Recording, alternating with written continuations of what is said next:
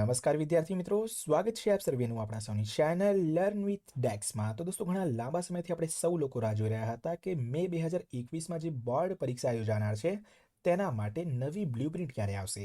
તો દોસ્તો, આજે છેવટે આપણી રાહ જોવાનો આવી ગયો છે અંત, અને ગુજરાત માધ્યમિક અને ઉચ્ચતર માધ્યમિક શિક્ષણ બોર્ડ ગાંધીનગર દ્વારા શૈક્ષણિક વર્ષ 2020-21 માટે નવી બ્લુપ્રિન્ટની કરી દેવાય છે જાહેરાત। જેનો મતલબ એક જ છે કે કમ્પલસરી 100% આપણી જે બોર્ડની એક્ઝામ છે તે યોજાનાર છે। દોસ્તો, અહીંયા આજના વિડીયોમાં આપણે ચર્ચા કરીશું ધોરણ 12 અંગ્રેજી દ્વિતીય ભાષા, જેનો સબ્જેક્ટ કોડ છે 013, સામાન્ય પ્રવાહ અંગ્રેજીનું જે પેપર છે ગુજરાતી મીડિયમના કોમર્સ તથા આર્ટ્સના વિદ્યાર્થીઓ માટે તેના બ્લુપ્રિન્ટની। દોસ્તો, સાયન્સ સ્ટ્રીમના જે સ્ટુડન્ટ્સ છે, એટલે કે વિજ્ઞાન પ્રવાહના જે વિદ્યાર્થીઓ છે ધોરણ 12 ગુજરાતી મીડિયમના, તેમના માટે જલ્દી જ આપણે વિડીયો લાવીશું અંગ્રેજી સબ્જેક્ટની બ્લુપ્રિન્ટ માટેનું।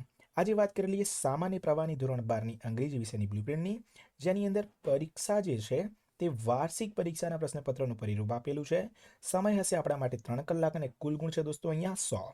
જાણીએ દોસ્તો અહીંયા ડિટેલમાં નમૂનાના પ્રશ્નપત્ર સાથે કે કયા કયા ટોપિક્સ જે છે તેની અંદર માર્ક્સનો વધારો કરવામાં આવ્યો છે તથા કયા એવા ટોપિક છે જેની અંદર મહદ અંશે ઘટાડો થયો છે કે પછી કેમ, જાણીશું સંપૂર્ણ વિગતને આજના વિડીયોમાં। તો વિડીયોમાં અંત સુધી બન્યા રહેજો, જેથી કરીને સંપૂર્ણ માહિતીનો ખ્યાલ આવી શકે। અને જો ચેનલ ઉપર નવા છો, ચેનલને સબસ્ક્રાઇબ નથી કરી, તો નીચે આવેલા લાલ કલરના સબસ્ક્રાઇબ બટન દબાવીને ચેનલને સબસ્ક્રાઇબ કરી બાજુમાં આવેલા બેલ આઇકનને પણ ઓન કરી દેજો, કારણ કે આપણી ચેનલ પર તમને આવી જ ઇન્ફોર્મેટિવ, ખાસ કરીને ઇંગ્લિશ સબ્જેક્ટની માહિતી મળતી રહે છે। દોસ્તો, અહીંયા સૌથી પહેલાં તો વાત કરીએ કે હેતુઓ પ્રમાણે જે ગુણભાર આપેલ છે તેની। તો અહીં આનાથી તો આપણે કંઈ ખાસ લેવા દેવા નથી। આપણે વાત કરીએ પ્રશ્નના પ્રકાર પ્રમાણેના ગુણભારની, તો અહીંયા આપણને કીધું છે કે હેતુલક્ષી જે પ્રશ્નો છે તેમની સંખ્યા હશે 30 અને તેના કુલ ગુણ હશે 30। દોસ્તો, લગભગ 18મી નવેમ્બરની આસપાસ એક નોટિફિકેશન એવી આવી હતી કે ગયા વર્ષે જે 20 માર્ક્સના ઓબ્જેક્ટિવ ટાઈપ ક્વેશ્ચન પૂછાતા હતા તેની અંદર 10 માર્ક્સનો વધારો કરવામાં આવે છે, એટલે કે કુલ 30 માર્ક્સના ઓબ્જેક્ટિવ ક્વેશ્ચન પૂછાશે, નાના પ્રશ્નો પૂછાશે, જેમાં ખરા ખોટા, ખાલી જગ્યાઓ તથા MCQઝનું પ્રમાણ વધારવામાં આવશે। તો આ તે જ છે કે જે ઓબ્જેક્ટિવ ક્વેશ્ચન એટલે કે હેતુલક્ષી જે પ્રશ્નો હતા તે 30 માર્ક્સના આ વખતે પૂછાશે। ટૂંક જવાબી પ્રશ્નો તેની સંખ્યા 28 હશે અને કુલ ગુણ અહીંયા રહેશે 32। લાંબા પ્રશ્નો 7 રહેશે અને તેના કુલ ગુણ આપણને મળશે 30, તથા નિબંધ પ્રકારના એટલે કે મોટા પ્રશ્નોની સંખ્યા એક જ રહેશે, જે 8 માર્ક્સનો એટલે કે એક એસે રહેશે દોસ્તો અહીંયા। આમ થઈને કુલ 66 પ્રશ્નોની સંખ્યા થશે સંપૂર્ણ પેપરમાં, અને 100 માર્ક્સનું આપણે દોસ્તો અહીંયા બને છે પેપર અંગ્રેજી સેકન્ડ લેંગ્વેજ ધોરણ 12નું। ત્યાર પછી દોસ્તો, જો વિભાગ પ્રમાણેના ગુણભારની આપણે વાત કરીએ, તો અહીંયા સૌથી પહેલાં રીડિંગ કોમ્પ્રિહેન્શનની જો વાત કરીએ આપણે, તો આપણી મેઇન ટેક્સ્ટ બુક જે છે તેની અંદરથી જે ચેપ્ટર્સ કે પછી જે પોએમ છે દોસ્તો, એ બધું ભેગું મળીને આપણને 28 માર્ક્સનું પૂછાશે। સપ્લિમેન્ટ રીડર જે આપણી લેપવિંગ બુક છે તેમાંથી 13 માર્ક્સનું, અનસીન રીડિંગ એટલે કે બહારના કોઈક ન્યૂઝપેપરના કટિંગ આપેલા હોય, કોઈક પેરેગ્રાફ આપેલા હોય બહારના, એમાંથી 10 માર્ક્સનું, ફંક્શન અને ગ્રામર બંને ભેગું મળીને પૂછાય છે દોસ્તો 26 માર્ક્સનું, અને રાઇટિંગ સેક્શન જેની અંદર એસે એટલે કે નિબંધ, એપ્લિકેશન, ઈમેલ અને જે ડેટા ઇન્ટરપ્રિટેશન એટલે કે ઇન્ફોર્મેશન ટ્રાન્સફર હોય છે તે થઈને 23 માર્ક્સનું પૂછાય છે। આમ થઈને કુલ દોસ્તો થાય છે અહીંયા 100 માર્ક્સ। ત્યાર પછી દોસ્તો, એક સૌથી વધારે કમેન્ટ હતી એક બાબતે કે સર, જે 30% કોર્સનો ઘટાડો થયો છે તેમાંથી શું આ વખતે બોર્ડની એક્ઝામમાં અમને પ્રશ્નો પૂછવામાં આવશે? તો તેના માટેની પણ ચોખવટ અહીં કરી દીધી છે કે ગુજરાત માધ્યમિક અને ઉચ્ચતર માધ્યમિક શિક્ષણ બોર્ડ દ્વારા શૈક્ષણિક વર્ષ 2020-21 માટે અભ્યાસક્રમના રદ કરેલા પ્રકરણ અથવા મુદ્દાઓમાંથી પ્રશ્નો પૂછવા નહીં। તો દોસ્તો, એક વાત સ્પષ્ટ છે કે જે 30% કોર્સનો ઘટાડો થયો હતો અને એની અંદર જેટલા પણ ચેપ્ટર્સ બાદ થયેલા છે તે આપણને નહીં પૂછાય। હવે અંગ્રેજી વિષયની જો ધોરણ 12ની વાત કરું સેકન્ડ લેંગ્વેજની, દોસ્તો આની અંદર આપણને પૂછાવાના છે કુલ 1 થી 6 ચેપ્ટર, ચેપ્ટર નંબર 7, 8, 9 અને જે 10 છે દોસ્તો તે કરી દેવામાં આવ્યા છે બાદ। તો આપણે તૈયારી કરવાની છે ફક્ત ચેપ્ટર નંબર 1 થી 6ની। હા, પણ રાઇટિંગ સેક્શન માટે દોસ્તો એસે જે છે તે 10 ચેપ્ટરમાંથી ગમે તે ચેપ્ટરના પૂછાઈ શકે છે આપણને। ત્યાર પછી દોસ્તો અહીંયા સીધી આપણે બ્લુ પ્રિન્ટની એટલે કે પ્રશ્નપત્રના માળખાની જો ચર્ચા કરીએ, તો અહીં સેક્શન વાઇઝ જોઈએ તો સૌથી પહેલાં આપેલ છે દોસ્તો અહીંયા આપણને સેક્શન એ જે છે 18 માર્ક્સનું, જેની અંદર ટ્રુ ફોલ્સ સૌથી પહેલાં આપણને પૂછાય છે 4 માર્ક્સના। ત્યાર પછી આપણને યુઝ ઓફ વોકેબ્યુલરી એટલે કે નિયરેસ્ટ મિનિંગ જે છે દોસ્તો તે પૂછાય છે 3 માર્ક્સના। આઈડેન્ટિફિકેશન ઓફ ફંક્શન, આની અંદર આપણને સૌથી ઉપર ટોપ પર શું આપેલું હોય છે તો કે બ્રેકેટની અંદર ચાર અલગ અલગ ફંક્શન આપેલા હોય છે, કોઈ પણ 3 ફંક્શન સાચા હોય છે અને યોગ્ય વાક્યની સામે આપણે યોગ્ય ફંક્શન મૂકવાનું હોય છે શોધીને. તે પૂછાય છે 3 માર્ક્સનું. ત્યાર પછી ફંક્શન બેઝ જે છે દોસ્તો અહીંયા એ એમસીક્યુ પૂછવામાં આવે છે, જેમાં બે વ્યક્તિ વચ્ચેનો સંવાદ હોય છે, એક વ્યક્તિનો સંવાદ અધૂરો હોય છે અને યોગ્ય ફંક્શનનો ઉપયોગ કરીને આપણે આ પૂરું કરવાનું હોય છે એમસીક્યુ બેઝ. તે આવશે 4 માર્ક્સમાં. તે સિવાય રેકગ્નાઇઝિંગ એપ્રોપ્રિએટ ક્વેશ્ચન એટલે કે ફ્રેમ ધ ક્વેશ્ચન જે છે દોસ્તો, જેમાં એક વાક્યમાં કોઈક એક પર્ટિક્યુલર શબ્દની નીચે અંડરલાઇન હોય છે અને તેના ઉપરથી પ્રશ્ન બનાવવાનો હોય છે. તે અત્યાર સુધી પૂછાતું 3 માર્ક્સનું, પણ આ વખતે દોસ્તો આવશે આ 4 માર્ક્સમાં. આમ થઈને કુલ 18 માર્ક્સનું બનશે આપણો સેક્શન એ.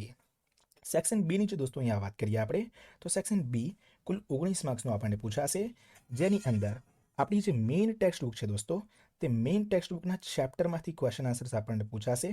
કુલ 10 માર્ક્સના, એટલે કોઈ પણ 5 ચેપ્ટર આપણને આપેલ હશે. 5 ચેપ્ટરમાં એક ચેપ્ટરમાંથી એટલે કે દરેક ચેપ્ટરમાંથી આપણને અહીંયા 2 ક્વેશ્ચન પૂછવામાં આવશે. એમ થઈને દોસ્તો અહીંયા કુલ 5 ગુણ્યા 2 એટલે કે 10 માર્ક્સના ક્વેશ્ચન્સ પૂછાશે.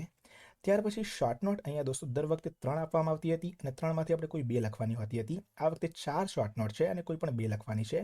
એક શોર્ટ નોટ 3 માર્ક્સની એટલે કુલ 6 માર્ક્સની short note. Recognition of vocabulary જે છે દોસ્તો અહીંયા, એટલે કે અહીં આપણને ખાલી જગ્યા આપેલી હોય છે. ખાલી જગ્યાની ઉપર 4 શબ્દો આપેલા છે, એમાંથી કોઈ એક શબ્દો ખોટો હોઈ શકે છે અને 3 શબ્દો યોગ્ય રીતે આપણે મૂકવાના હોય છે. દોસ્તો ડિટેલમાં આગળ પણ આપણે નમૂનાનું પ્રશ્નપત્ર જોઈશું ત્યારે વધારે સારી રીતે આનો ખ્યાલ પણ આવશે આપણને.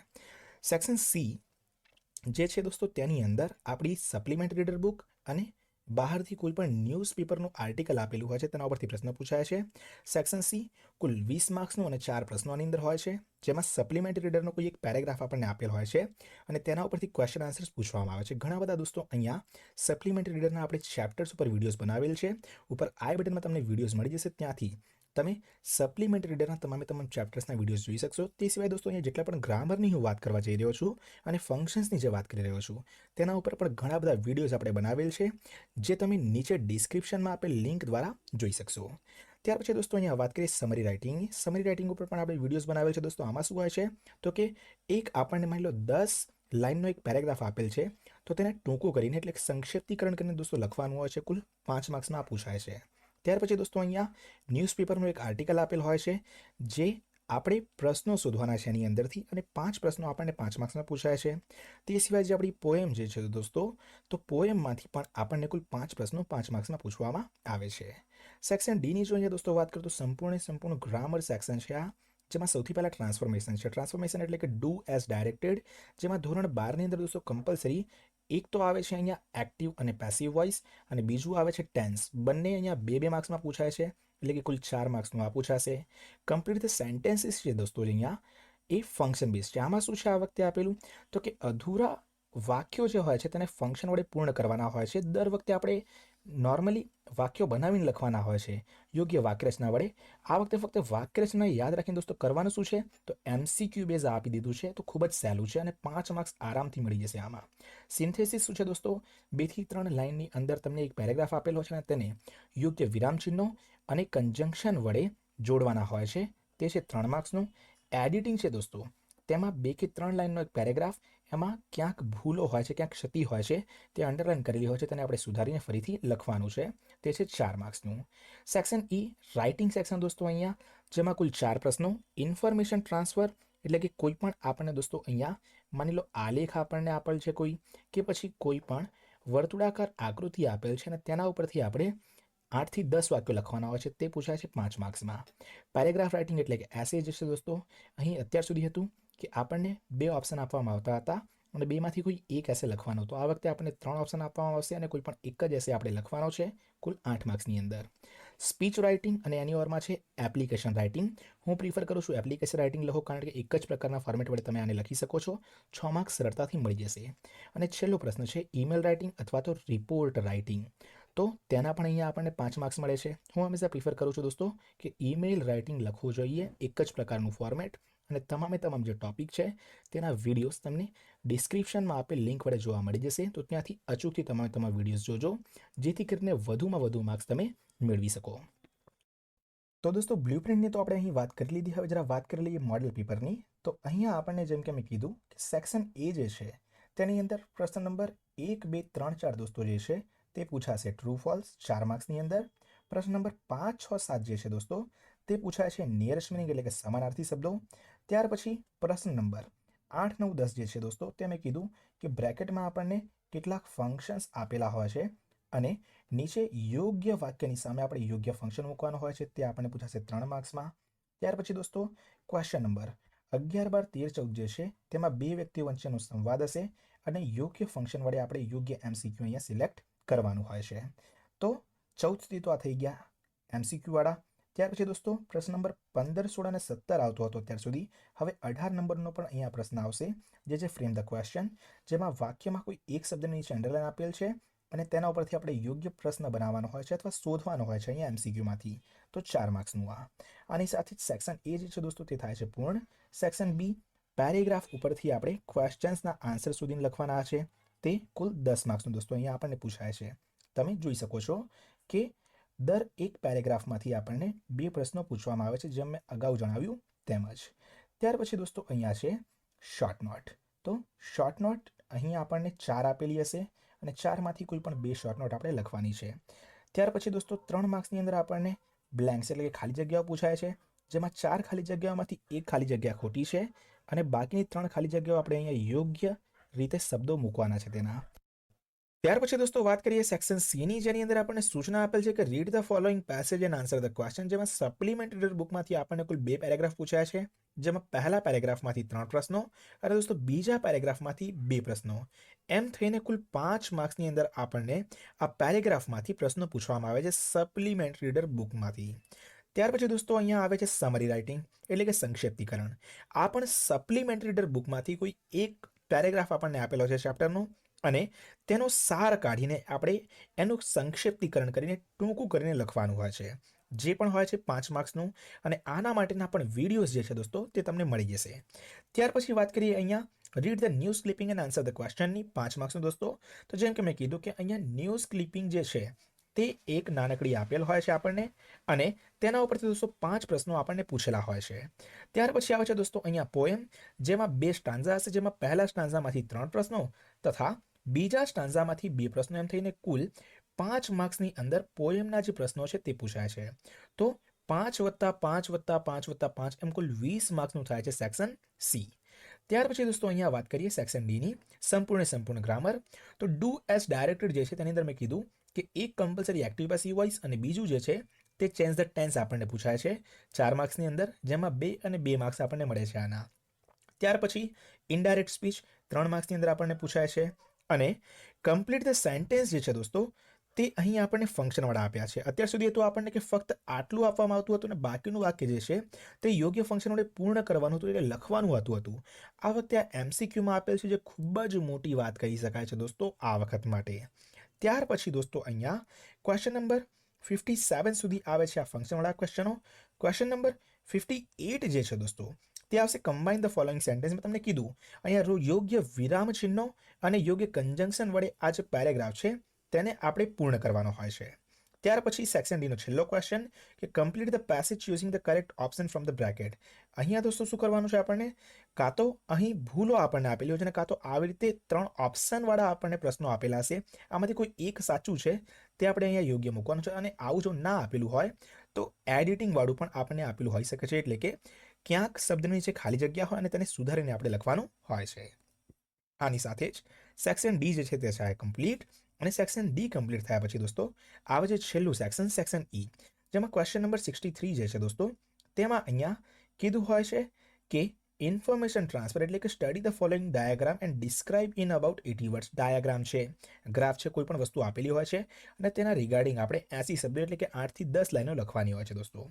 ત્યાર પછી ક્વેશ્ચન નંબર 64 જે છે તે છે પેરેગ્રાફ રાઇટિંગ એટલે કે એસે રાઇટિંગ, જેની અંદર અહીંયા જેટલા પણ પોઈન્ટ્સ આપેલા હોય છે તેનો ઉપયોગ કરીને આપણે શું કરવાનું છે, એસે લખવાના હોય છે.